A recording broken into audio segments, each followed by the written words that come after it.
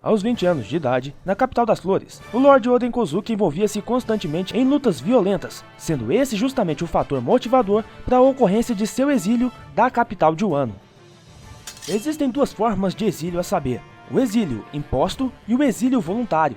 A primeira ocorre mediante decreto, a segunda é autoimposta. Desse modo, o Oden pode tanto ter sido expulso da cidade por seu pai Kozuki Sukiyaki, ou ele pode ter de fato escolhido por si só seguir o caminho do exílio, se autoflagelado para ou proteger sua vida ou até mesmo a vida de seu pai, para impedir que partidários opostos às suas ideias de abrir as fronteiras de Wano ficassem contra seu pai Sukiyaki. Naquela época, Wano já tinha suficientes problemas relacionados às políticas isolacionistas. Observando isso, o Oden fixou toda sua atenção para a região mais problemática do país, a região de Kuri, lugar onde a força e a violência predominavam sobre qualquer coisa, lugar tão violento, que até mesmo o Shogun procurava evitar.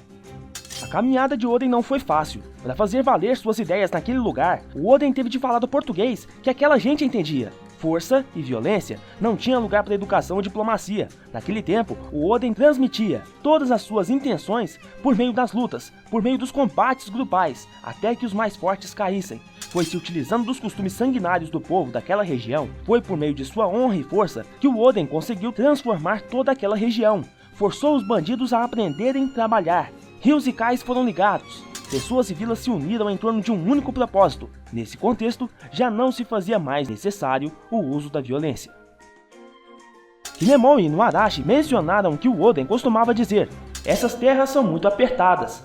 E na época, tanto Roger quanto o Barba Branca ficaram impressionados e admirados pela peculiaridade como aquele samurai, Oden, pensava.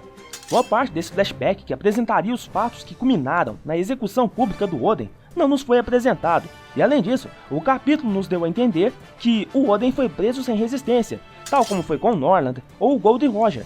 Fora isso, algumas outras coisas também ficaram vagas. Por exemplo, lá em Zou, o Momonosuke havia dito que ele tinha presenciado a morte de seu pai e de sua mãe pelas mãos do Yonkou Kaido, mas no fim, ele não viu nenhuma coisa nem outra.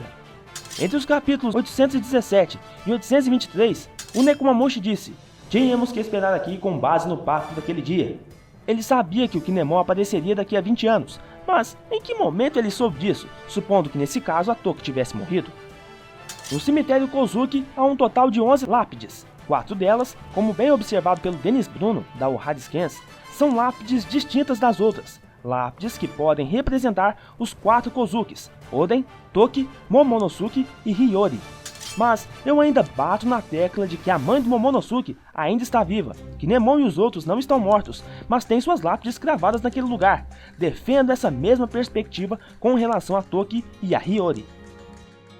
A Toki Toki no Mi possui uma restrição. É impossível viajar para o passado. No entanto, viajar para o futuro é perfeitamente possível. Mediante ao pedido do Kinemon, a Toki os enviou 20 anos à frente. E olha só que bacana, seu poder funciona como uma espécie de portal, como mencionamos no último vídeo. O interessante da Toki Toki no Mi é que, ao que parece, sua habilidade exige vitalidade, tal como as runs do Lao exigem sua energia e disposição.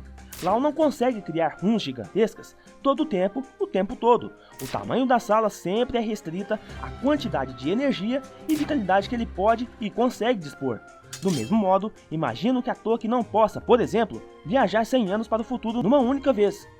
Nesse último capítulo ela bem disse: eu tenho viajado cada vez mais para o futuro, e finalmente eu cheguei aqui, no final da minha jornada. Bom pessoal, há mais coisas para comentarmos a respeito desse capítulo, então se vocês me derem licença, ao longo da próxima semana pretendo trazer mais alguns assuntos sobre esse capítulo 920, para que possamos debater. Tá certo então? Pessoal, um forte abraço a todos, até a próxima. Falou, fui!